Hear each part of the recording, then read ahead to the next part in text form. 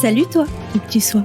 Je m'appelle Manon, je suis la maman d'une merveilleuse petite fille de 2 ans et je suis de celles qui pensent que chaque maternité, chaque parentalité est unique et que toutes méritent d'être racontées. Alors ma mission autoproclamée est simple, amener ces histoires jusqu'à tes oreilles avec le plus de diversité possible pour que, peut-être, une d'entre elles t'aide, te booste, t'apaise, te rassure ou te bouleverse, et peut-être tout ça à la fois. Je te souhaite donc la bienvenue dans Première Couche.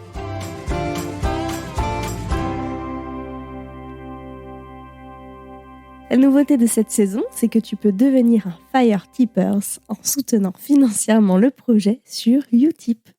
Oui, je sais, j'avais dit Patreon.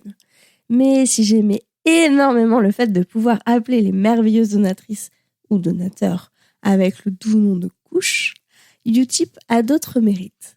Le concept est simple, vous pouvez faire un don ponctuel ou mensuel de la somme que vous voulez et vous aurez accès au Discord Première Couche regroupant les invités qui le souhaitent et les super Fire Tippers. Ainsi que d'autres surprises, mais je ne voudrais pas tout vous dévoiler d'un coup. Pour s'y rendre, c'est très simple, il suffit de se rendre sur Utip, utip.io/première couche, tout attaché, sans accent. Ou alors, d'aller cliquer sur le lien en description.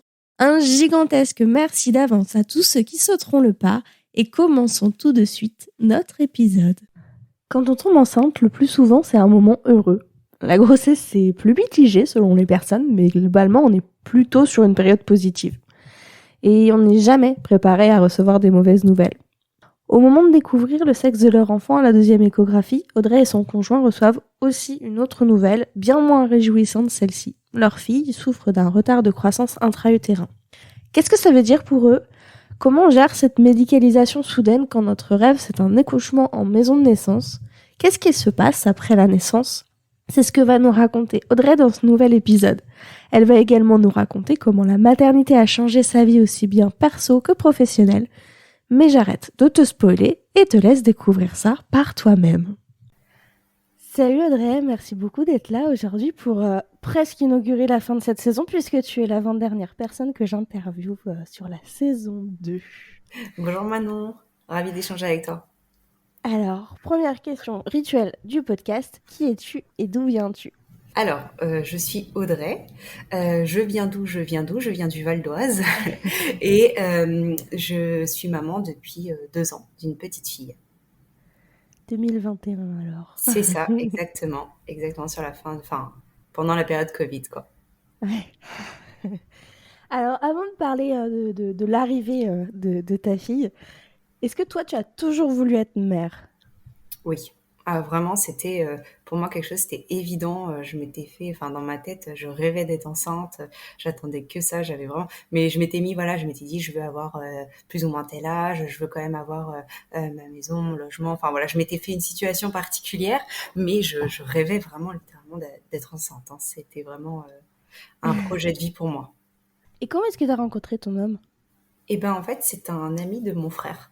Oh. Ouais, j'ai un grand frère et c'est un copain à lui. Je ne savais même pas qu'il existait et on s'est rencontrés lors d'une soirée chez mes parents. Et écoute, ça a été. Enfin, moi, j'étais avec quelqu'un d'autre à l'époque mais c'était parfois une période de transition, on va dire. Et puis en fait, ça s'est fait assez naturellement finalement au fil des mois, des rencontres et des échanges entre nous. Et voilà. Donc, c'est grâce à mon frère que je l'ai rencontré. J'imagine la situation, la petite sœur et le Ça n'a et pas l'ami. été évident au début. C'était compliqué, très compliqué. Mais finalement, non, ça a été. Puis ça fait 11 ans, alors c'est que on Oui, a bien non pas fait. Et qu'il ait mon à frère ne dire regrette pas de toute façon, maintenant. hein, mais j'imagine un petit peu que ça devait être des fois un peu tendu au début. Ouais, au début, c'est vrai que c'était pas hyper simple la situation. Et puis finalement, au fil du temps, il a vu que c'était sérieux. Donc maintenant, c'est super parce qu'ils sont amis et en plus beaux-frères. Ouais, Donc ça c'est cool. c'est chouette aussi. Ouais. Et comment est-ce que le sujet des enfants est arrivé entre vous ? Du coup, pas avec ton frère, hein, évidemment. Écoute, franchement, je sais plus vraiment, mais c'est sûr que c'est moi qui l'ai mis sur le tapis, hein, ça c'est évident. Mais c'est vrai que je pense que, je semais des graines petit à petit, et puis à un moment donné où il était prêt aussi, où ça devenait évident pour lui également, donc on s'est lancé dans l'aventure. Ça a été fait assez naturellement. Du coup, vous vous êtes rencontrés jeunes? Oui, j'avais quoi? J'avais 19 ans. Ok. Parce que j'étais en train de me dire, ça fait quand même 11 ans que vous êtes ensemble. Enfin, non pas qu'il y a un temps donné pour faire des enfants, on est bien d'accord. Mais le temps que je calcule dans ma tête, tu sais, c'est le neurone et demi de fin de grossesse. Ah, t'inquiète, hein, même en postpartum, moi, tout n'est parvenu, hein, donc même si ça fait Ouais, 2 ans, aussi. j'ai pas tout récupéré encore. Et du coup, moi, je pars avec du déficit.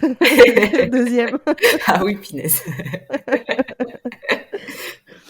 Et alors, faut que vraiment que j'arrête de dire alors. Quand je commence une question, c'est une catastrophe, je le fais tout le temps.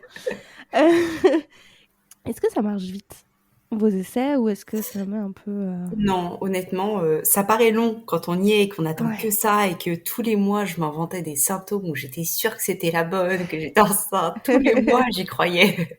Et en fait, j'ai fait, mais je sais pas combien de tests, en fait, en pensant que c'était positif. Et en fait, bon, malgré tout, j'ai mis, je crois, 4 mois à tomber enceinte, 4 ou 5 mois. Donc Ok, c'est très rapide, c'est très, relativement très rapide, rapide. ouais. Bah oui, je sais que j'estime avoir de la chance que ça a été facile. J'imagine, le cerveau a une capacité à t'envoyer des signes, des faux Incroyable. signes, Ouais. qui sont quand même extraordinaires. Enfin, Et pas surtout que je forcément dans le checkais bon sur sens. internet et du coup, je voyais des trucs, je me disais: «Ah mais oui, j'ai ça. Ah mais oui, j'ai trop chaud, j'ai trop froid. Ah mais oui, j'ai ça» et c'était terrible à chaque fois. Ah, pas du tout. Je compatis. Comment s'est passée ta grossesse?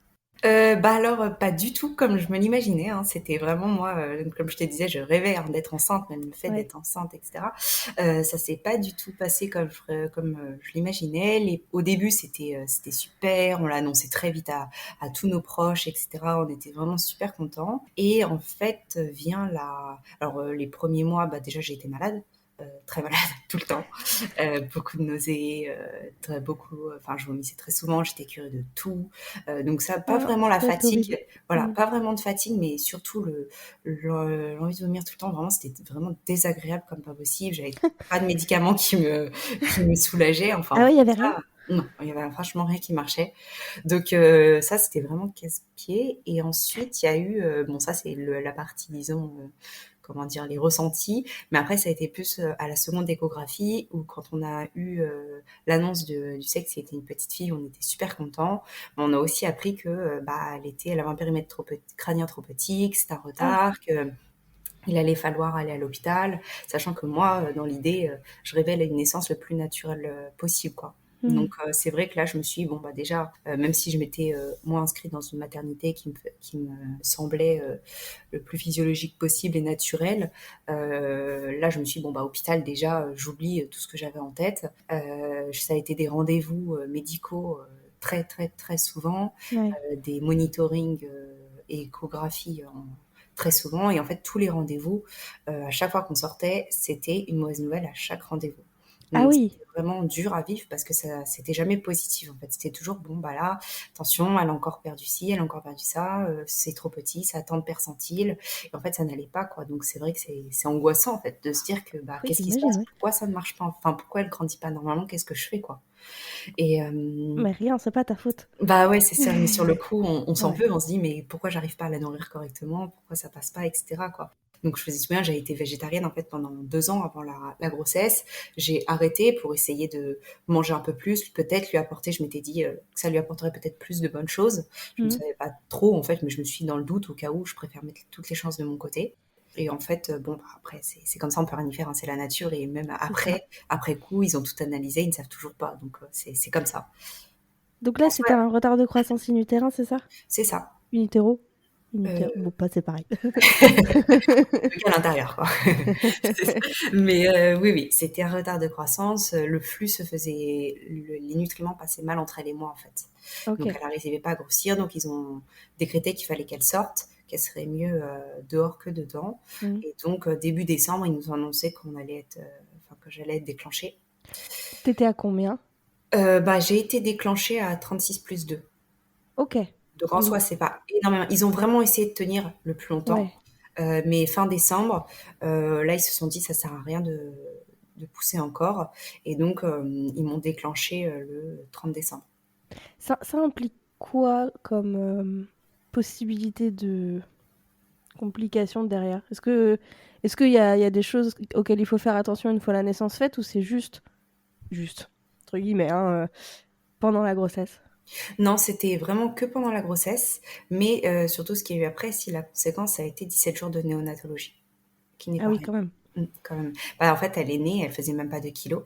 Elle était Ok. sous assistances respiratoires. Et en fait, je pense par contre, ce qui a peut-être aidé, c'est que j'ai fait comment on dit, une MAP, une menace d'accouchement Mhm. prématuré, au bout de 6 mois. Et donc, je suis allée à l'hôpital pendant 2 ou 3 jours. Et là, ils m'ont fait les fameuses piqûres pour Ah oui, développer les poumons, corticoïdes. etc. Voilà.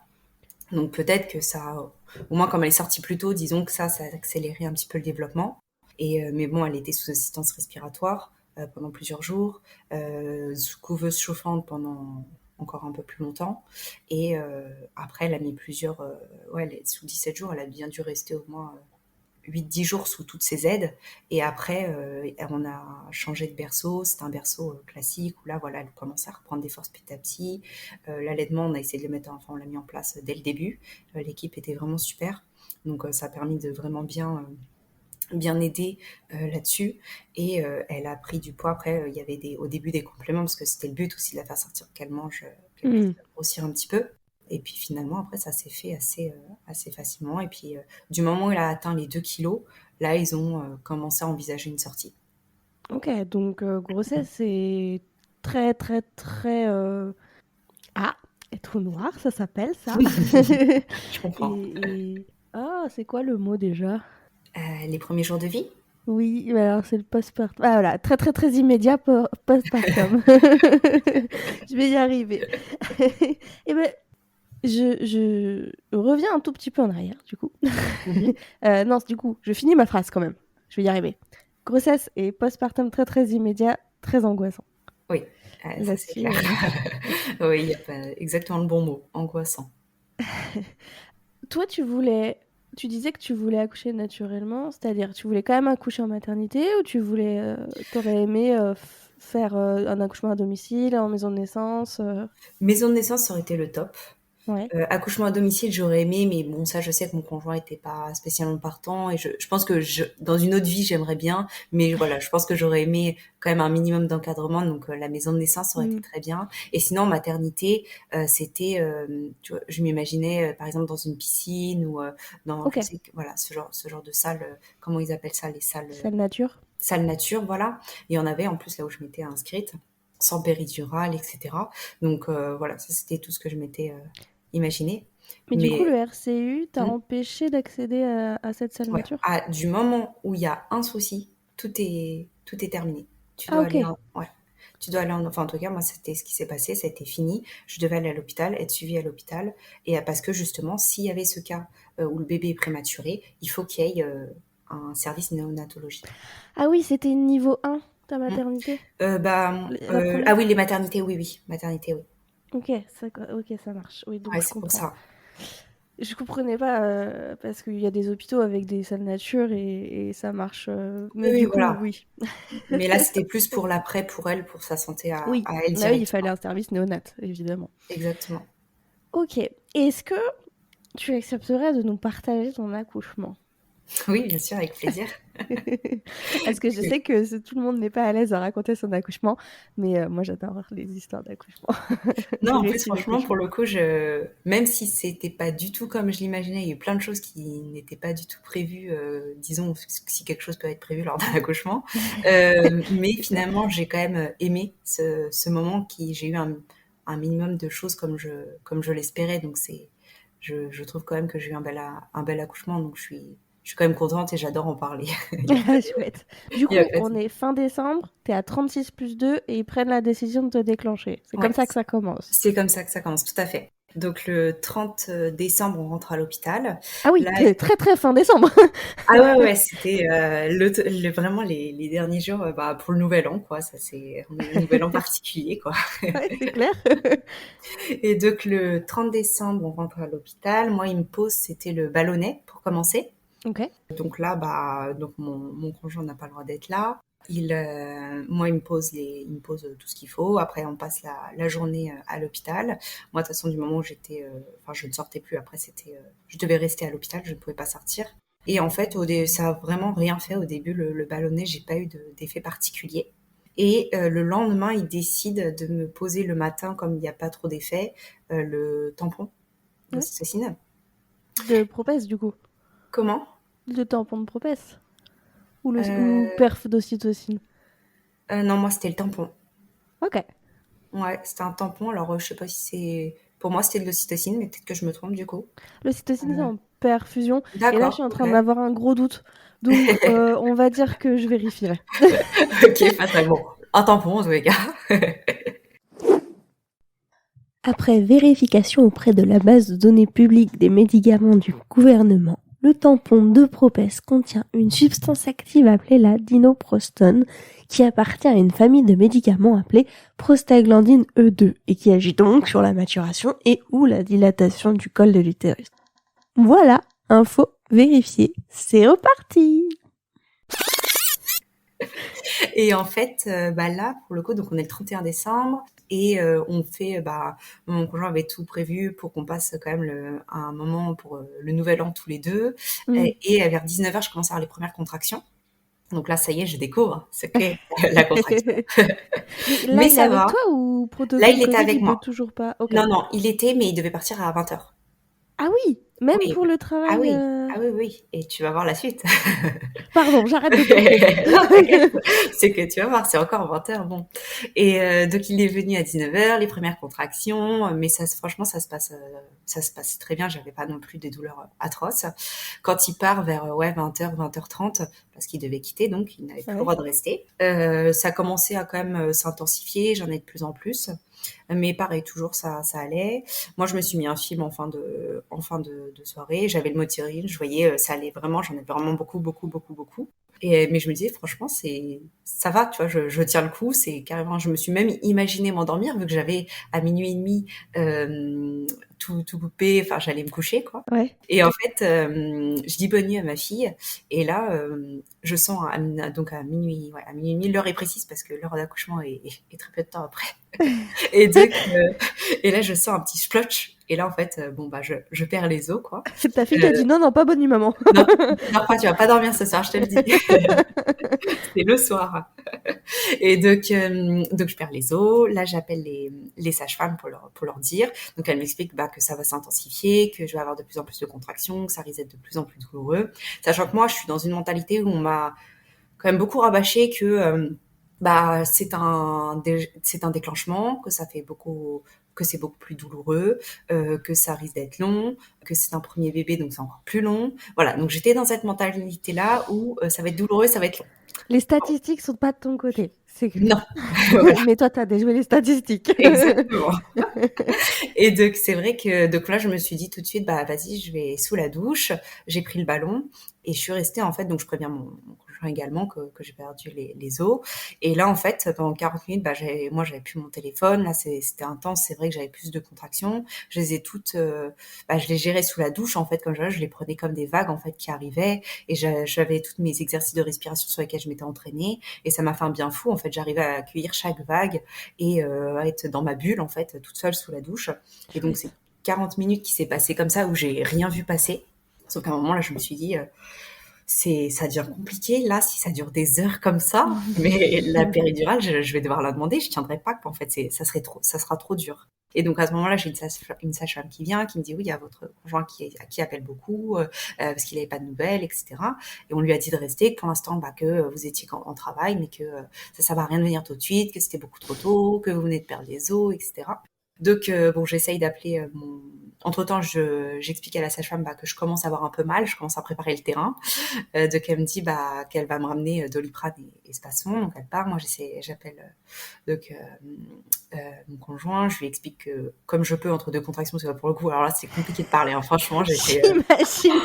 donc entre deux trucs, je lui explique vite fait. Bon après il a vite dit bon je te laisse, gère ton truc, parce qu'on sent que c'était compliqué quoi, donc de parler. Et lui, il essayait vraiment de voir avec l'hôpital pour venir, quoi. qui lui refusait de venir, bien sûr. Et, et donc, elle m'apporte les médicaments. Et en fait, il y avait donc j'étais toute seule dans la chambre, elle s'en va, et je pars pour prendre un verre d'eau et prendre les médicaments. Et là, en fait, une contraction mais terrible où j'ai l'impression que ça me transperce le corps, quoi. Je me dis, il y a un truc là qui est en train de se passer. Il y a quelque chose. C'est pas une simple contraction, quoi. Là, j'avais vraiment la sensation qu'elle passe à travers mon utérus, quoi. Donc, je me suis dit, bon, ok, là, je suis toute seule. Le bouton, il est à l'autre bout. Elle vient de partir. Elle va pas revenir tout de suite. Là, je le sens pas. Donc, entre deux contractions, je me suis dépêchée. Et j'ai essayé comme j'ai pu, hein, bien évidemment. Tu l'imagines la scène. Oui.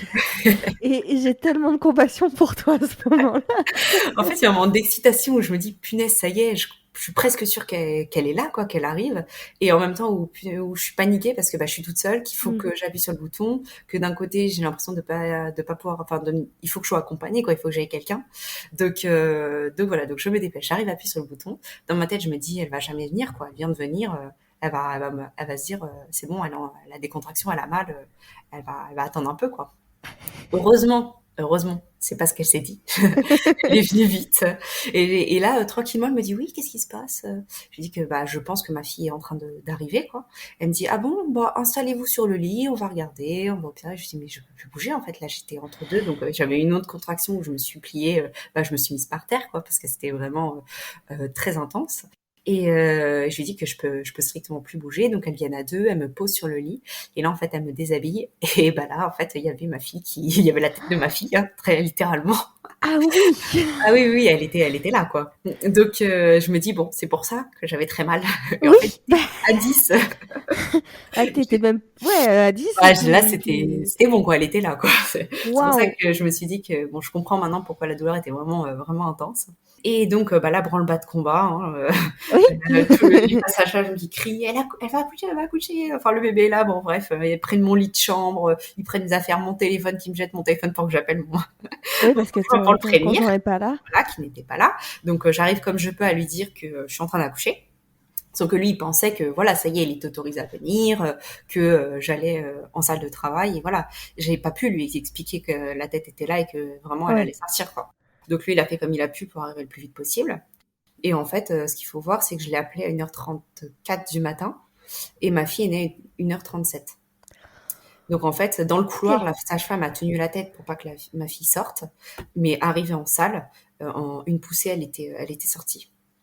T'as un corps efficace pour faire sortir les bébés. Il est au taquet. C'était hyper rapide. Après, voilà, elle était vraiment petite aussi, hein, donc je pense que ça a joué.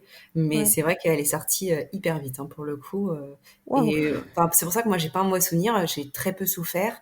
Ce qui m'a fait terriblement souffrir, c'est après, quand ils m'ont recousu, donc sans péridurale, avec un Ouais. simple pauvre petit spray anesthésiant qui ne marche pas. Hein. Ça, c'était horrible. Donc là, pour le coup, mon conjoint était là. Je lui ai broyé la main comme il faut. Hein. Ouais, il aura eu son broyage de main. Voilà, c'est ça. Non, là, c'était horrible. Par contre, la douleur de me faire recoudre ça, pour moi, ça a été le pire, quoi. Comparé à l'accouchement, c'était rien du tout, quoi. Mais écoute, oui. Enfin, c'est mon vécu, c'est mon ressenti, Ah quoi. ouais, Mais... non, mais carrément. Mais c'est impressionnant. Non, mais mon oui, c'est pas pour remettre en cause, pas du tout. C'est juste, je sais pas si je dois dire, tant mieux, parce que du coup, t'as pas beaucoup souffert à l'accouchement, mais t'as quand même hyper souffert. Du coup, non, pas tant mieux. Mais waouh!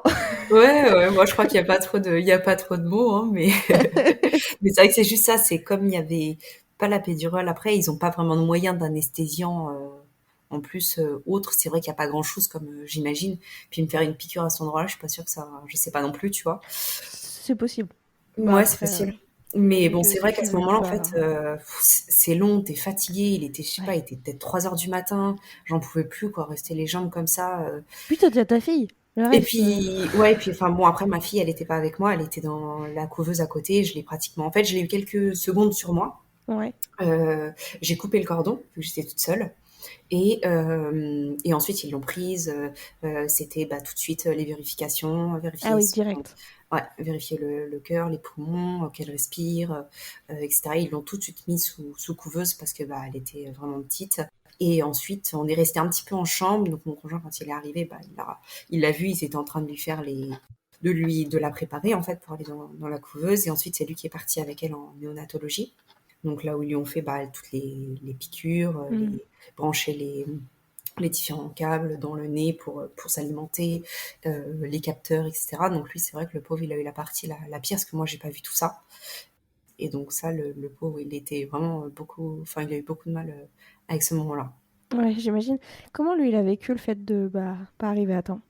Très, très mal. Ah là là. Il a énormément voulu à l'hôpital, de l'avoir refusé l'accès, en fait, alors qu'il aurait très bien pu attendre, il aurait très bien pu. En fait, ils se sont basés sur des statistiques que c'était mon premier bébé, que c'était un déclenchement, que ça allait être très long. Ils sont juste restés là-dessus.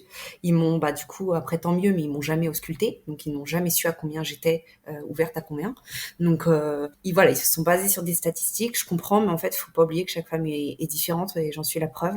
Et C'est que, clair. il faut arrêter de tout stigmatiser, en fait. Voilà. Donc, lui, ça a été très, très dur.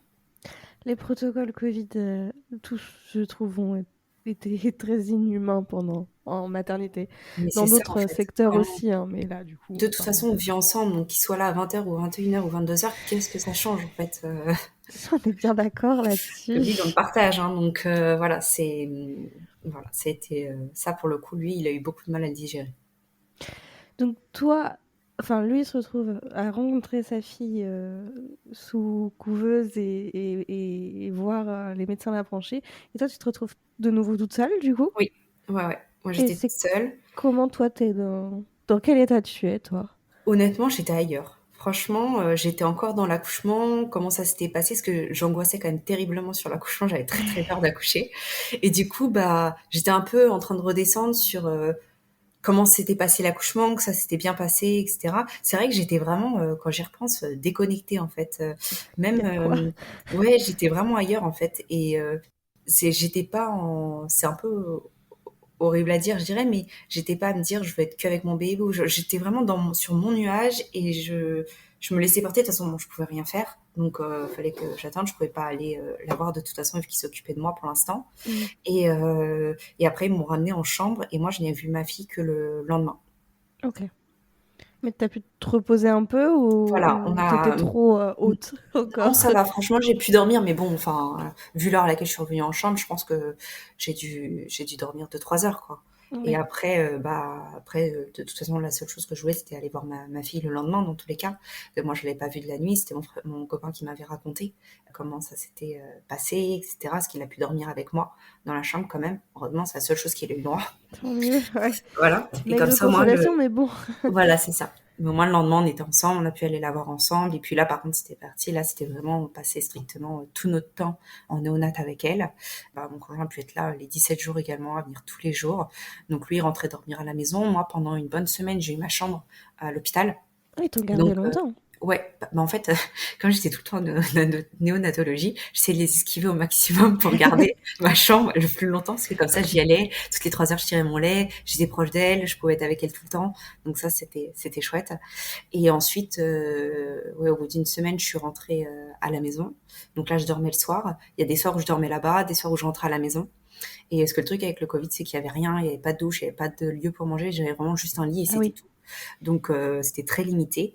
Et puis juste le confort aussi de pouvoir dormir quelques heures et de rentrer à la maison.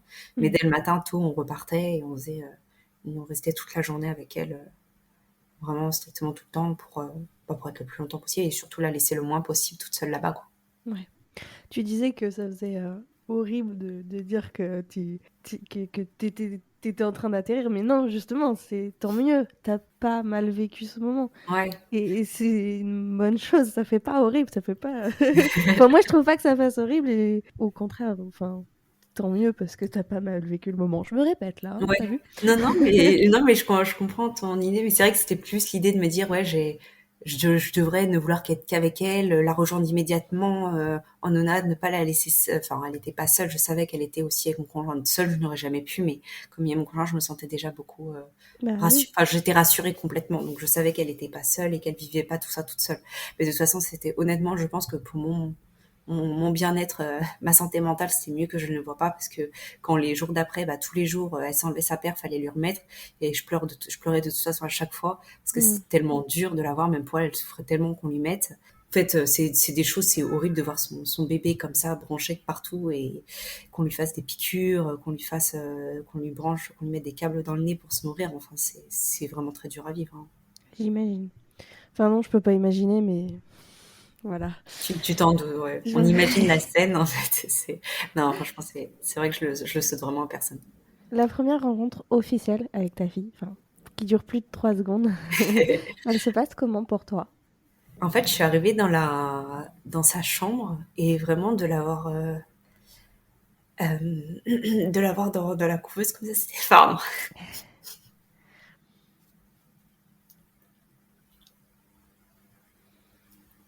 T'es pas obligée de répondre. Pardon. Pourtant, ça fait 2 ans, mais c'est toujours de l'avoir dans la couveuse. Franchement, c'était dur, super dur, super dur parce que en fait, tu peux pas la prendre. Je pouvais pas la porter quand je voulais. Je pouvais pas. Enfin, t'as l'impression que t'es pas sa mère. En fait, tu dois demander pour la débrancher pour la porter. On t'apprend tout parce que j'apprends à mettre une couche à travers la couveuse, j'apprends à faire les soins à travers la couveuse. Et c'est vrai que c'est pas ce que tu t'imagines, quoi. Non. Pardon. Ah non, ne t'excuse pas. C'est moi qui m'excuse de ma question, du coup. Ah, t'inquiète, je pensais pas du tout, tu vois, je pensais que je pouvais en parler normalement, mais en fait, tu te rends compte que parfois c'est Ça pas laisse des évident. traces. Ouais. Bah oui, c'est évident. Et après, on gère tous comme on peut, hein. Ouais. Et j'imagine que la première fois que t'as pu la serrer dans tes bras, ça a dû être fou. Oui, oui, oui. Mais le pire, tu sais, c'est que c'est surtout le premier bisou, parce que je lui ai pas fait de bisou, on s'est pas embrassé. Enfin, on lui a pas fait de bisou pendant au moins jusqu'à ces 5 ou 6 premiers jours. Ah Parce oui, qu'en fait, c'est long. avec le Covid, on avait tellement peur, on n'enlevait jamais nos masques, on faisait tellement attention, elle était si fragile, si vulnérable.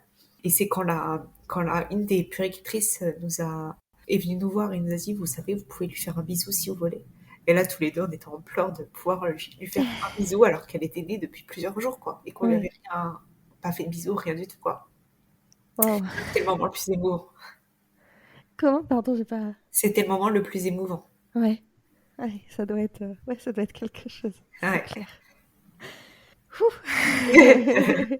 Et alors, le jour de la sortie, enfin, Euh, grande fête. Oui, grande fête, mais c'est là où on se dit, waouh, ça y est, on est seul là. On a été encadré pendant 7 jours, on a la pression, on n'a plus d'air, on n'a plus de professionnels avec nous. Et c'est là où on se dit, bon, ça y est, là, tout commence là. Il n'y a pas de si cette fois-ci on veut qu'elle fasse les soins parce que là on est KO ou quoi. Non, non, là c'est toi, il Il n'y a n'y a que toi, plus il n'y a plus que toi personne. là. Il n'y a plus personne. Donc là, c'est bon, le bonheur de rentrer à 3 à la maison. C'est vrai, la rencontre aussi parce qu'on a une chienne qui nous attendait, donc on Ah, avait super hâte de faire la rencontre aussi. Donc c'était un beau un moment. Je crois que le premier soir, si mes parents sont venus à la maison, euh, ils sont venus à la maison, on a dîné ensemble, etc. Alors par contre, la première nuit, c'était horrible. Horrible. Je pense que la nuit de la Java dont j'entendais parler, moi je l'ai pas vécu vu que à l'hôpital, enfin les nonates, la nuit, j'étais pas tout le temps avec elle. Mais alors par contre à la maison, je peux te dire que là, je l'ai t'es vécu fois rattrapée? 1000. Ah, elle s'est rattrapée. Elle s'est rattrapée. Ah ouais, c'était quelque chose, hein. En fait, je pense que le changement de tout, d'environnement, de cadre, les odeurs, les bruits, tout quoi. Il y avait plus rien, elle ne connaissait plus rien. Et là, c'était waouh. C'est simple, elle a pleuré, je pense, presque toute la nuit. Donc moi, je suis descendue parce que mon conjoint devait travailler. Et donc, j'étais descendue dans le salon. Alors, c'est simple. La scène, c'était sur le canapé. Ma fille, moi j'étais assise, ma fille sur moi, ma fille qui pleure, je pleure et le chien qui pleure. C'était la catastrophe. Oh, la scène! Si Ah, la même le scène. chien s'y met, mais alors Ah là. ouais, je crois que ma chienne, elle en pouvait plus nous entendre pleurer. Elle devait désespérer de se dire, mais dans quoi je m'embarque, quoi. Ah ouais, la scène, mais dramatique, quoi. Donc voilà, vraiment la nuit pourrie. Donc le lendemain, après, bon, un rythme, ça reprend son rythme, hein, mais on a trouvé notre rythme à tous les trois, etc. Mais c'est vrai que la première nuit, c'était quelque chose, hein. Ah là, elle a envie de te faire vivre la nuit de la Java Exactement, pour que tout soit complet. exactement. Et tu dois connaître ce que c'est important. Ah, j'avoue que je prie, mais moi j'y ai échappé la première fois. Ah, mais écoute, je croise les doigts pour toi. Mais bon, j'y crois pas trop la deuxième. Ah, on sait jamais, hein. On sait C'est vrai. jamais. Et qu'est-ce que c'est difficile, tellement, elle est tellement vaste cette question. Qu'est-ce que la maternité, qu'est-ce que l'arrivée de ta fille change dans ta vie? Franchement, tout. Vraiment, elle m'a vraiment tout changé. Bah, déjà, professionnellement, j'ai décidé de tout changer. J'ai surtout fait le choix de m'occuper d'elle au quotidien. Donc ça fait 2 ans que je m'occupe d'elle tous les jours. Bon, heureusement, je suis très soutenue et j'ai du relais avec mes parents avec qui on est très proches, qui s'occupent beaucoup, beaucoup d'elle. Ça, Donc c'est ça, chouette. ouais, ça pour moi, enfin, c'est un bonheur. Et puis même pour elle, je vois la relation qu'elle a avec. Elle a jamais pleuré parce que je partais et qu'elle restait chez eux, jamais, jamais quoi. Elle les connaît tellement, elle est tellement bien chez eux que c'est un bonheur de la voir si heureuse en fait d'aller voir ses grands-parents quoi. Bah, tu Et puis m'étonnes. moi, au moins, comme ça, il y a des moments où je peux la laisser, je suis en toute sécurité avec eux, je sais qu'elle est bien et c'est le plus important, quoi. Mm. Donc, déjà ça, donc, bah, déjà mon quotidien, parce que bah, maintenant, je Oui, suis à la maison tout le temps, je m'occupe d'elle à 100%. Bah, t'as forcément, démissionné? oui, j'ai quitté oui, j'ai quitté mon travail et de toute façon, qui me correspondait plus du tout avec mes principes, mes valeurs, et puis j'estimais, enfin j'avais fait le tour, j'arrivais pas à trouver quelque chose qui me plaise dans ce métier. Mm. Et surtout, je voulais faire quelque chose qui était en lien avec la parentalité, parce que j'aimais tellement ça, même avant ma grossesse, hein, avant même qu'on parle enfin avec mon conjoint, je lisais énormément de livres là-dessus, je me renseignais tout le temps, j'adorais ça. Et donc le fait d'être maman, bah alors là, j'étais encore plus dedans, hein. Oui. Et donc c'est pour ça que moi je me suis tournée donc vers la parentalité et que j'ai créé ma société. Donc là je me suis lancée vraiment à faire les premières recherches, tout ce qui est vraiment pour la mise en place à partir de mai 2022. Ok. Et donc voilà, et je me suis officiellement lancée même dans la communication à partir du mois d'octobre. Ok, donc sacré boulot en amont quand même Ouais, avant de se lancer. c'est ça. Mais Puis même le temps de la création de l'entreprise, etc. Ça a mis un certain temps avant que j'ose me lancer et en parler, quoi. comment...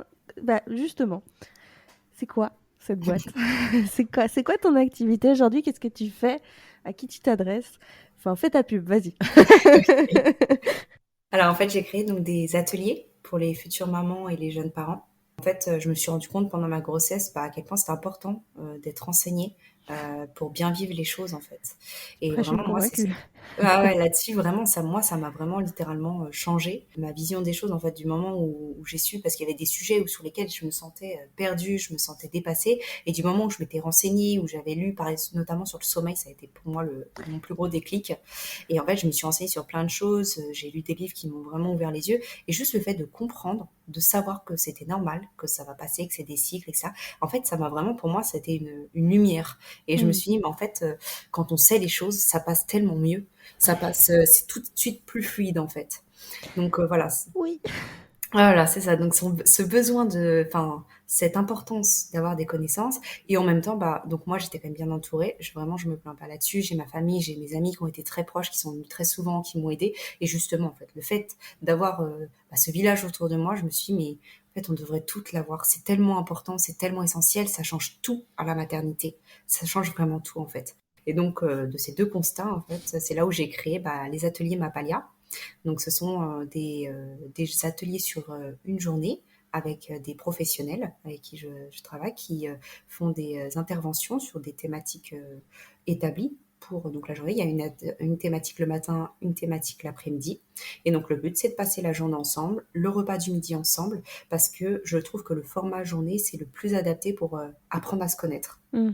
Et justement, en fait, j'ai fait une journée porte ouverte le mois dernier où il y avait des ateliers donc toute la journée et avec beaucoup de futures mamans qui étaient présentes. Et ce que j'ai adoré, c'est que ce qui en est ressorti, c'est que les femmes étaient super contentes de se rencontrer. Beaucoup étaient sur des groupes WhatsApp ensemble, mais ne s'étaient jamais vues. Et là, elles se rencontraient pour la première fois, ou d'autres qui simplement ont fait des rencontres lors de cette journée. Et c'est ça que je trouve ça merveilleux. En fait, j'espère que ces femmes ont gardé contact et que ça leur apportera quelque chose pour après, parce que vraiment, je trouve ça tellement, tellement important. Pour avoir rencontré mon village virtuellement pour ma part pendant ma première grossesse, oui, ça Ouais. change une vie, vraiment. Ouais, c'est ça. Même virtuellement, parfois juste, on n'en peut plus, on est dépassé, ou on a une question, juste se sentir soutenu, aidé. Oui. Parce que souvent, tu vois, les femmes à qui je parlais me disaient, moi, le problème, c'est que j'ai pas d'amies qui sont enceintes, donc les sujets de conversation ou nos interrogations, on n'a pas les mêmes, on n'a pas les mêmes questions en fait. Donc c'est vrai que c'est important d'avoir des gens à qui on peut parler, qui sont dans les mêmes problèmes, je dirais, qui peuvent Ouais. te comprendre. Donc toi, tu travailles avec des professionnels, tu t'animes pas particulièrement des ateliers, tu coordonnes? C'est ça. Moi, je suis dans la coordination de la journée, la mise en place, l'organisation, la relation avec les participantes, la relation avec les intervenantes. Après, j'aimerais plus tard, pour l'instant, en fait, c'est que aussi je n'ai pas le temps, vu que mon temps est très réduit de travail et que je travaille sur les pauses, enfin sur les siestes de ma fille. Oui. Donc c'est quand même assez court. Mais voilà, j'aimerais sur certaines thématiques, moi, me former parce que j'adore ça. Et j'aimerais pouvoir moi aussi proposer des ateliers sur certaines thématiques. Donc à terme, mais pour l'instant, voilà, je m'entoure de professionnels qui savent très bien faire ça et pour apporter justement les connaissances nécessaires. Ok. Et tu fais que du présentiel? C'est ça. Après, j'ai pas mal d'idées de développement parce que je sais que le présentiel, c'est pas forcément possible pour tout le monde. Donc, je réfléchis à pas mal d'idées, même à d'autres concepts parce que là, c'est donc une journée donc qui est payante. Donc, je réfléchis à d'autres, comment dire, d'autres types de rencontres qui seraient peut-être plus accessibles à tout le monde. D'accord. Ok. Eh ben, c'est une super idée. Je ne peux que plus soyer en tant que mère déjà, et en Ouais. tant que doula. Et... Bon, tu n'as pas besoin de mon aval, hein, on est bien d'accord, mais Non, mais ça me fait plaisir quand je vois que c'est un projet qui parle aussi souvent, même à d'autres professionnels. Ça me fait plaisir aussi. Ça me conforte que c'est quand même quelque chose qui peut plaire aussi. la notion de village, on l'a pour beaucoup perdu, je Ouais, trouve, je suis bien clairement. d'accord. Et moi, je me retrouve beaucoup dans ce que tu dis quand tu dis qu'il y a beaucoup de femmes enceintes qui sont les seules à être enceintes dans leur entourage, ou presque, et qui ont personne à qui parler. Et ouais, ça C'est dur. change une maternité, vraiment. Exactement. Vraiment. Je suis bien d'accord. Même Et parfois, juste passer, prendre le relais, enfin donner le relais à quelqu'un, souffler juste quelques minutes, ouais. pleurer un bon coup, mais pas forcément, enfin juste envie d'être seule et de pleurer un bon coup, juste souffler et passer quelques minutes pour soi. Rien que ça, parfois, des mamans seules ne peuvent pas Mm. forcément le faire, quoi. Même des mamans accompagnées. Ouais, c'est vrai. Bref, c'est un autre sujet. Exactement. Et alors, comment tu arrives à combiner tu dis tu travailles sur les siestes Mm. et ça va, tu arrives à prendre du temps pour toi? Mm. Vous auriez dû voir sa tête là. Clairement, c'est un non négatif. Ça fait un moment que j'en ai pas pris. Disons que non, c'est tous les jours je travaille, tous les jours, tous les jours. Les soirs, quand j'ai pas réussi à travailler assez la journée, je travaille le soir.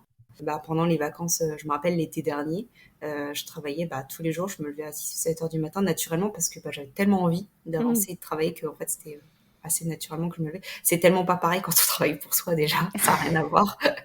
Je me levais avec plaisir en fait, même le travailler le soir, travailler. Enfin, dès que j'ai 5 minutes, je travaille même si je suis sur mon téléphone. En fait, je travaille quand même parce que c'est beaucoup de choses se fait sur le téléphone et beaucoup de choses prennent du temps, même juste une publication Instagram, juste une Ah vidéo, oui, ça prend tellement de temps. J'ai découvert ça on se rend pas compte avant de le faire. parce que j'étais pas du tout là-dessus avant, donc je découvre tout, j'essaye de faire comme je peux.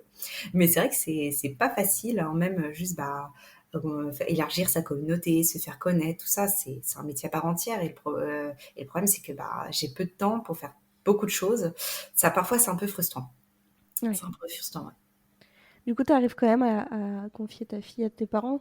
Oui, pour oui, oui, bosser? heureusement, bah là, voilà, aujourd'hui, pour notre échange, elle est chez mes parents. Si j'ai besoin de faire des rendez-vous sur Paris ou de me déplacer ou voilà, d'avoir un peu plus de temps, enfin, quelques heures consécutives de travail, généralement, ils sont toujours partants, quoi. Donc ça, C'est c'est une génial ça. grande chance que j'ai. On habite tout à Ouais. côté en plus, donc c'est très facile de la déposer. Moi, je vais la chercher le soir, etc. Donc ça, elle dort chez eux, elle fait ses siestes. Enfin, pour elle, c'est sa deuxième maison de toute façon, donc il n'y a aucun problème. Et eux, ils adorent s'en occuper, donc c'est super. Franchement, j'ai beaucoup de chance.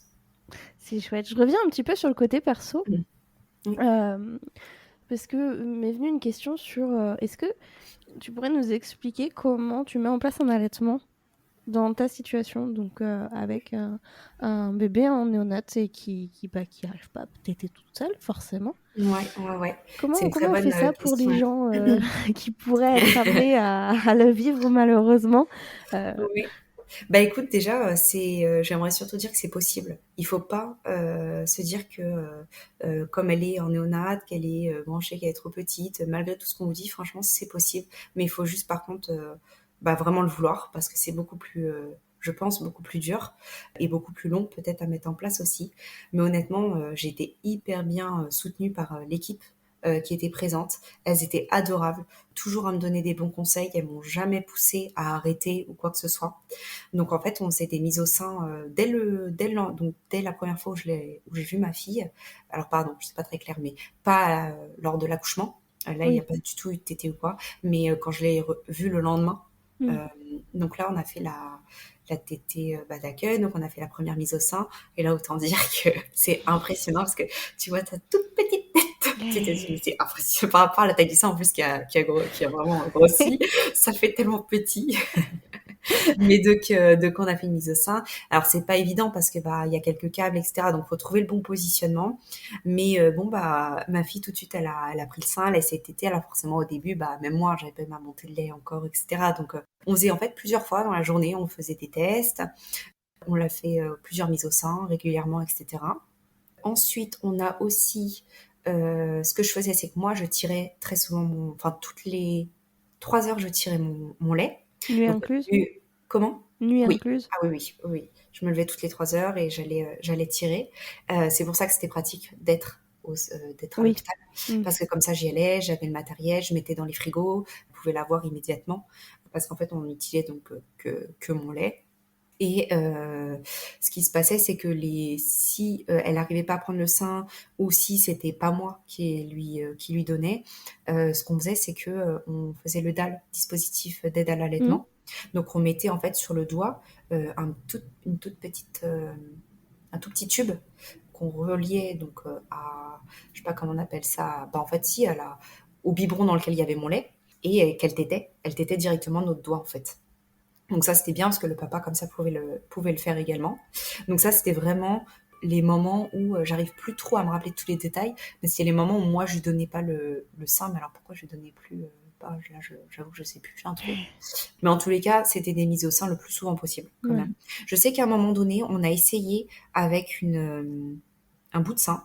Mais alors là, pour le coup, j'avais des avis. Il y en avait une qui me disait oui, l'autre qui me disait non, non, c'est pas bon, faut pas. Et puis finalement, je pense qu'avec le recul, vaut mieux, en plus comme elle était petite, valait mieux pas que j'en mette parce que ça rajoutait une difficulté pour elle. Ouais.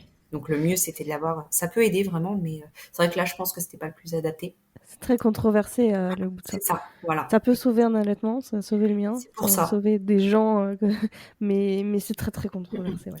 Bah, c'est ça. Moi, par exemple, je la mettais si j'avais des crevasses ou si Mm. j'avais mal. Voilà, là, je le mettais juste pour me soulager.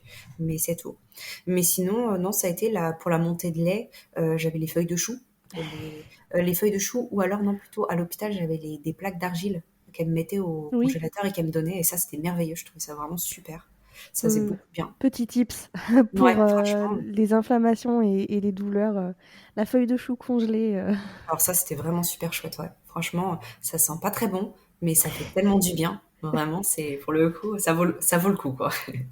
Faut vouloir Mais sentir sinon, le ouais, chou après. Ouais, c'est ça. Mais c'est vraiment pour moi la persévérance et tenir le coup, même si jamais on nous dit que ça ne va pas marcher, etc. Tenir le coup, être persévérant et petit à petit, le bébé sait téter et il va y arriver, même s'il est tout petit, même s'il paraît tout fragile, minuscule quand il est au sein, ils peuvent y arriver en fait. Ils ont cette capacité. Il faut juste voilà persévérer, le faire très régulièrement, très souvent, pour lui donner l'habitude, qu'il s'entraîne. Et après, de plus en plus, bah déjà il y a la montée de lait, on a de plus en plus de lait, lui va arriver à téter de mieux en mieux, et en fait ça se fait, je trouve que ça s'est fait finalement assez naturellement. Et prier pour que les personnes qui sont en néonate s'y connaissent en allaitement. C'est ça, ou au moins même si elles s'y connaissent pas très bien, qu'elles ne poussent pas à arrêter. Ouais.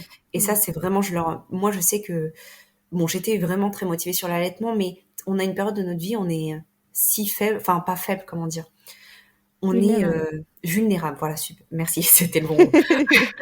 On est vulnérable et je trouve que c'est pas le moment où on a envie d'entendre votre fille, faut qu'elle grossisse, là ça va pas, elle est Mm. petite, faut qu'on arrête, ça aurait été très dur et je sais que j'aurais du mal à vivre ce moment-là, de pas me sentir capable, en plus encore de la nourrir déjà dans mon ventre et en plus à l'extérieur j'arrive pas non plus, je crois que ça aurait été trop pour moi. Ouais. Donc Je comprends, ouais. heureusement c'était pas ça du tout et donc voilà, toujours des bons conseils, me donner plusieurs positions et vraiment ça a fait toute la différence. Dans toutes ces 2 années, oui, je change de sujet. Ah, je passe du coq à l'âne. Enfin non, on parle toujours de ta fille, bien sûr, et de toi. Dans ces 2 années, c'est quoi... Alors, sans compter la partie... À partir du retour à la maison, c'est quoi ce qui t'a posé le plus de difficultés à toi, en tant que mère, ou dans la relation avec ta fille ou... Euh, C'était quoi ta problématique numéro 1 dans ta maternité? Et c'est difficile comme question. ouais, mais j'en ai deux qui me viennent, deux grandes lignes. La première, c'est le lien d'attachement. Ah oui? Ouais, j'ai eu du fait qu'elle soit en néonate, qu'elle soit dans cette couveuse, j'ai eu beaucoup de mal à créer du lien avec elle. Comme je te disais, je me sentais pas sa mère. J'avais l'impression que Mm. ce bébé, il était là, je savais que je l'avais porté, mais j'ai eu un mal fou à créer du lien avec parce que bah je devais trop demander l'autorisation pour tout. Mm. Je la voyais, en plus elle a eu beaucoup d'UV, donc elle était très longtemps dans cette couveuse où je pouvais pas la prendre parce que bah justement elle faisait les UV pour la jaunisse. Donc en fait, vraiment, tout ça, ça a fait que j'ai eu beaucoup de mal en fait à créer ce lien. Tu te sens, bah si, c'est ma fille, si, enfin, t'es obligé de l'aimer profondément. Tu te dis, en plus, t'entends tout le monde qui dit, j'ai été amoureuse au premier regard, etc. Toi, tu te dis, Mais non. pourquoi moi non? Mais j'en ai pas parlé avant longtemps, même avec mon conjoint. Hein. Ah oui? Pour moi, ah oui, c'était tabou de me dire que pourquoi je l'aime pas comme je devrais l'aimer en fait, ou tout du moins j'avais pas cet élan d'amour, pas l'aimer parce que si bien sûr que je l'aimais, mais cet élan d'amour, comme je l'imaginais en fait. T'as jamais eu d'autres sons de cloche? Je sais pas. Non, Mieux là tout de suite? Ouais, on t'a jamais à dit que l'époque. c'était. Ah, c'est horrible. Maintenant oui, mais pas à l'époque. Hmm, Et donc je culpabilisais énormément, j'imagine. énormément. Hmm. Et donc quand on est rentré à la maison, ça a été de mieux en mieux parce que bah là voilà, je l'avais vraiment tout le temps, on était en peau à peau tout le temps, on était collés l'une à l'autre. De toute façon, elle t'était énormément. Donc en fait, littéralement, on ne se quittait pas en fait. Elle Ouais. était en cododo, elle dormait littéralement sur moi. Parce qu'il y avait, en plus, elle faisait beaucoup de reflux. Donc, moi, j'étais assise et elle dormait sur moi même la nuit. Et donc vient mon deuxième point, c'est le sommeil. Le Je sais plus pas dur. pourquoi je le sentais venir. J'ai fait une transition, t'as vu, en Joli, douceur. joli. Et ouais, pour moi, le deuxième point compliqué, c'était le sommeil, en fait, le fait voilà, tu te réveilles tout le temps. Moi, elle se réveillait énormément. La nuit, elle avait un besoin de succion énorme, de manger énorme. Donc, c'est vrai que, en plus, je pense qu'on a plus ou moins toutes ce sommeil très léger. Oui, je crois. Bien, bah, voilà, Enfin, le j'en sais bébé. rien en fait, mais. Bah, je pense qu'on est nombreuses quand même parce que c'est vrai que je m'en rendais compte, j'ai l'impression d'avoir un sixième sens en fait. Je savais quelques secondes avant qu'elle allait se réveiller, je captais le moindre bruit, j'avais beau dormir, je me réveillais, je trouvais ça fou. Par contre, ça, je trouvais ça beau parce que tu te dis, c'est incroyable à quel point on est connecté, quoi. Ça s'appelle l'hypervigilance. Ouais, ouais. Et c'est vrai, oui. Et vraiment, bon, du coup, bah, tu dors pas beaucoup. Surtout que je m'étais mis une pression de fou sur l'allaitement, sur le fait qu'elle grossisse. Et donc, j'avais mon application et je mettais, bah, je lançais le chrono à chaque tétée, que ça soit nuit et jour. Donc, je me forçais à pas m'endormir pour couper mon chrono pour savoir combien de temps elle avait mangé.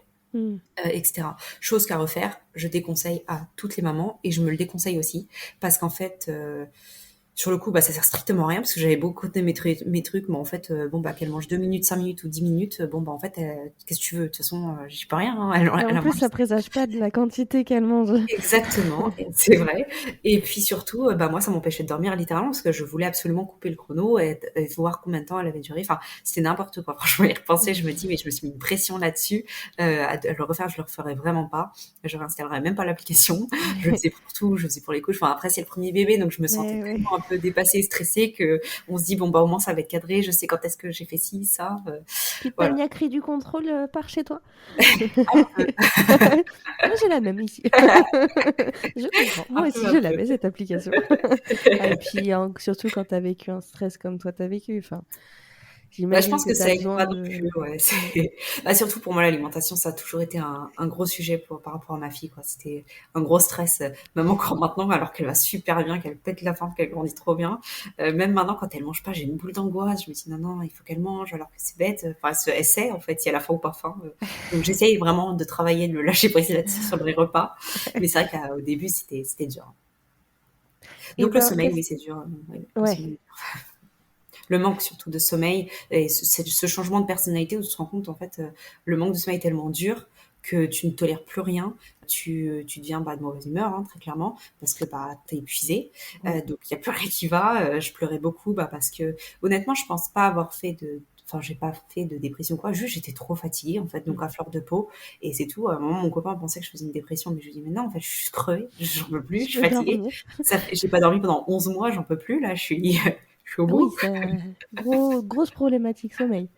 Ouais, parce que du moment où pendant 11 mois, je l'ai allaité. Et tout l'allaitement, elle s'est réveillée très souvent, en fait. Et du moment où je ratais l'allaitement, ça a été merveilleux. Et en parlant de merveilleux, question inverse. C'est quoi ton plus grand bonheur, j'ai envie de dire? Non, mais non, ça, c'est pas une bonne question. Mais ce qui t'a le plus plu dans ces deux premières années, hein, il y en aura plein d'autres, évidemment, mais là, on va parler de ce que tu as vécu. Ce qui a été le plus facile ou ce qui a été le plus chouette pour toi. C'est quoi ton meilleur souvenir de maman? En fait, je pense que c'est globalement le fait de l'avoir grandir. Je trouve ça vraiment merveilleux depuis 2 ans, de voir toutes ces évolutions. Tout, j'ai rien raté, j'étais là pour ses premiers pas, j'étais là pour tout, et ses premiers mots, et vaut juste ça, mais je trouve ça, mais même s'il y a des jours où je me dis que j'aimerais avoir un peu plus de temps, voilà, je me dis, je suis tellement contente d'avoir vu tout ça, d'avoir participé à tout, de ne rien avoir raté. Pour moi, ça, c'est mon plus beau souvenir, quoi. C'est chouette. Ça me parle beaucoup ce que tu dis. Franchement, je sais que c'est une chance que c'est pas donné à tout le monde et genre, je sais vraiment. Alors maintenant que je travaille, enfin que je monte mon entreprise, c'est vrai que c'est dur parce qu'il y a des moments où je sens que j'aimerais bien, au lieu de m'occuper d'elle, travailler, avancer sur le sujet et je m'en veux parce que je me dis ça va pas si vite. Là, en septembre, elle rentre à l'école. Alors elle aura 2 ans et demi, mais j'en ai. Déjà, je pense que pour elle, c'est bien aussi d'aller à l'école et puis pour moi, j'ai besoin en fait de pouvoir avoir plus de temps quand même pour travailler. Oui. Donc, je sais qu'il faut que je profite parce que ça va passer très vite jusqu'à septembre. Et je sais que ça va être tellement dur de plus l'avoir au quotidien, de plus savoir ce qu'elle fait, de plus savoir toute sa vie, etc. Là, je connais tout par cœur. Le moindre mot qu'elle dit, même si les autres ne comprennent pas, moi, je le comprends parce que je la connais par cœur. Et ça, c'est énorme, je trouve. On a un lien toutes les deux, c'est fusionnel, quoi. Moi, j'ai jamais réussi à faire ça parce que c'était trop compliqué pour moi, mais ça doit être, quand t'aimes ça, ça doit être fort. Ça doit être très, Après, très fort. c'est dur. Il y a des jours, franchement, je suis sur les rotules, hein. Il y a des jours, J'imagine. Ah non, mais je tire mon chapeau à toutes les mères au foyer et en plus, tu lances une entreprise. Non, mais en même temps. Hein, un petit peu masochiste quand même. Non, c'est Mais chouette. bon, pour l'instant, ça. Après, vraiment, excuse-moi, la meilleure période pour moi, c'est aussi depuis qu'elle marche. Je trouve ça beaucoup plus chouette. Ah oui? Là, c'est vrai, ouais, ça a tout changé. Je me suis rendu compte, moi qui pensais adorer les nourrissons, je me suis rendu compte, en fait, c'était pas la période que je préférais. Je trouve ça trop dur, cette dépendance à la mère, à l'adulte, où ils ne peuvent strictement rien faire, même ramasser un jouet à 2 cm d'eux, ils y arrivent pas. Je t'avoue que parfois, moi, c'était vraiment dur. Alors que depuis qu'elle marche, je trouve ça tellement chouette. Tellement chouette parce qu'elle est quand même, du coup, maintenant, elle est autonome, elle commence à parler, c'est rien à voir, je trouve. Ça a été le jour et la nuit entre les deux. Ah bah la transition bébé bambin, Mm, elle est impressionnante, ouais, je suis d'accord. vraiment. Et du coup, ça m'amène à ma question, bah voilà, moins, mais ça juste avant. Et aujourd'hui, comment tu vas? Ça va. Non, franchement, ça va bien. Je suis heureuse de toujours avoir ma fille, m'occuper d'elle, mais en même temps de faire ce que je suis en train de faire professionnellement. Je m'épanouis vraiment. C'est pas facile tous les jours, franchement. Il y a des hauts et des bas parce que je suis toute seule, c'est de l'entrepreneuriat, ça marche pas toujours ce qu'on entreprend, mais je trouve ça génial de faire autant déjà de rencontres, d'échanges, tout ça passionnant, et de mener les deux en fait, de mener autant dans ma vie personnelle d'être avec ma fille et en même temps pouvoir être à la maison. Moi, j'adore être chez moi, donc c'est pas du tout un souci pour moi de travailler à la maison et donc de pouvoir faire tout ce que je veux, même professionnellement de chez moi. Je trouve que c'est vraiment chouette. Donc là, je m'estime vraiment heureuse et chanceuse de cette vie que je mène. Wow, c'est trop bien comme réponse, c'est chouette, je suis contente pour toi. Merci. Instant pub, comment les Parisiennes te trouvent et les non-parisiennes, mais surtout les Parisiennes en l'occurrence. Oui, c'est vrai que pour l'instant, je suis vraiment 100% Paris. Écoute, c'est principalement sur Instagram. Je me suis rendu compte que c'était surtout sur Instagram qu'on m'avait connue. Après, j'ai un site internet également. Donc voilà, moi, c'est mes deux moyens, c'est site internet et Instagram principalement. Alors, petit tips, quand on te pose cette question, on rappelle le nom. De Mapalia. On trouve Mapalia, bien évidemment. Tu vois, j'ai encore beaucoup de choses à apprendre. Donc, le site, c'est mapalia.fr C'est mapalia.fr, oui. et Ouais, ouais. l'Instagram. Mapalia.fr aussi. Ok, bon, bah comme ça. Voilà. Les deux, c'est les mêmes. Je ne sais pas si tu as déjà écouté le podcast, mais de toute façon, je sais que je t'ai envoyé la question. Mais Oui, mais j'ai entendu aussi lors d'un autre épisode, ton dernier épisode que tu as fait. oui. Alors, ça va être à toi de jouer. Si tu pouvais changer une seule chose dans notre société, ça serait quoi? Écoute, je pense que ça serait parce que je sais surtout ce que je vois aussi même à travers moi ce que je suis en train de créer, ça serait la tolérance parce que vraiment je me rends compte à quel point les gens ont une facilité à critiquer, à donner leur point de vue et en fait ça me fatigue de juste en fait laisser vivre les gens, en fait laisser leur faire leur expérience, apprendre par eux-mêmes. Alors on peut donner des conseils, mais en fait rester bienveillant, rester tolérant envers tout le monde, ça sert à rien de tout de suite lancer des bâtons, lancer des accablations contre tout le monde. Je trouve ça en fait terrible, surtout sur Instagram. C'est des microcosmes, ça, c'est horrible. Les réseaux Franchement, sociaux pour ça. ça me choque. Et c'est pour ça qu'Instagram me fait un peu peur aussi, parce que je me dis, on est tellement vite critiqué, les gens en fait, on dit un mot, ça peut partir dans un truc. Franchement, je trouve ça, mais vraiment très très dur, très très dur. Faut Donc voilà, je prendre pense que beaucoup ça de serait ça. pincettes. En fait, c'est ça. Tu te rends compte qu'il faut prendre des pincettes pour tout. Ouais. Tu ne peux pas dire ouvertement ce que tu penses parce que tu sais, alors attends, là, on risque de me tacler sur ça, ça, ça. Et en fait, c'est terrible, quoi. C'est toujours un truc sur lequel tu pourrais te faire reprendre, quoi. Donc, C'est tu épuisant. finis par dire la moitié de ce que tu as envie de dire, histoire juste de canaliser les choses, quoi. Ah, je ne peux que, encore une fois, j'ai pas de validation à donner, mais je ne peux que valider la réponse et être d'accord avec toi. Eh ben, Audrey, merci beaucoup Avec plaisir. pour ce chouette Merci à toi. échange. Je te dirais bien à bientôt, mais je pense que je vais un petit peu disparaître pendant Oui, quelques temps, ou pas. j'imagine. En fait, je n'en sais rien. Pense à toi aussi, à ton bébé. Hein. Profite des derniers instants. Ça s'approche là, c'est c'est C'est chouette. pour bientôt. En même temps, très très hâte, en même temps... Bah ouais. Ouais, L'arrivée d'un deuxième, ça doit être quelque chose aussi dans la famille. Je pense que j'en parlerai beaucoup. Ouais, ça sur m'intéresse Instagram. que justement, je me questionne beaucoup. Enfin, j'ai envie d'un deuxième, mais en même temps, ça me fait très peur. Ah oui? Juste pour de ce rythme à 4, je pense que c'est encore plus dur que l'arrivée d'un bébé. Écoute, je ne suis C'est pas l'image que j'ai en initiée, tête, après, je sais pas, hein, mais mais tu me diras. j'ai fait un petit sondage un jour Ouais. sur ce qui était le plus difficile entre l'arrivée du premier et l'arrivée du deuxième. Et ben c'est 50-50. Bon, d'accord. La moitié des gens qui ont répondu c'était le premier, la deuxième moitié c'était le deuxième. Bon bah, D'accord. ça Bon, aide pas. ça aide pas.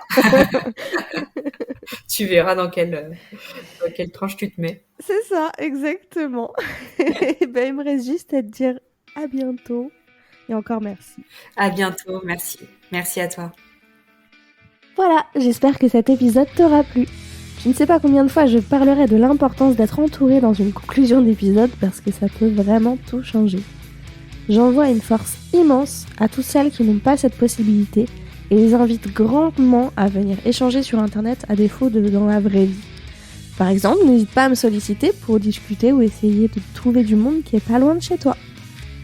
Je t'attends sur mon Instagram Première Couche pour discuter de cet épisode. En attendant, si tu veux m'aider à développer le podcast, tu peux me rejoindre sur Utip et laisser 5 étoiles sur Spotify et Apple Podcast ainsi qu'un commentaire. Ça m'aiderait vraiment, mais surtout, tu peux partager cet épisode autour de toi pour que, peut-être, il puisse aider une personne de plus. Sur ce, à très vite!